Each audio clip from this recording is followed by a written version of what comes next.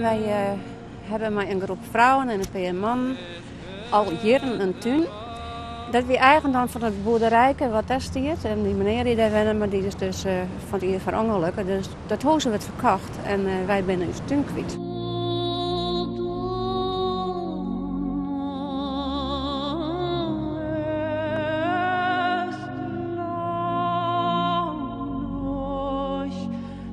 De meeste dames zijn weduwe.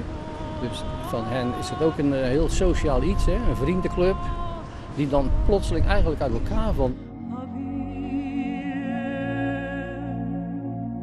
Antje hiernaast mij, die had er al 25 jaar bij geweest. En ik denk van, nou, nog een vrouw en ik ben ik al een dikke 20 jaar erbij. Dus elke minuut, man, we kunnen het haast net missen.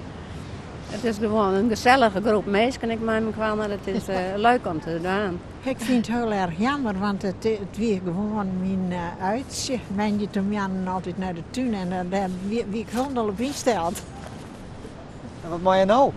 Ja, dat weet ik net. Ik ren nog met de ziel onder die jermenje te moos. Die meneer die komt speciaal van de Smelde hier naartoe. Met een keetje voor ontbouwd. We hebben al een caravan op schadels. En allemaal voor niks. En dan moeten we dus alles af gaan breken. Maar we weten nog niet waar we heen kunnen. En dat is zo triest. De struiken staan er nog in, de aardbeienplanten en dergelijke. En we zouden graag al een plekje daarvoor gevonden hebben. Wie heeft voor ons een lapje grond in Alphenga? Mail naar dit adres.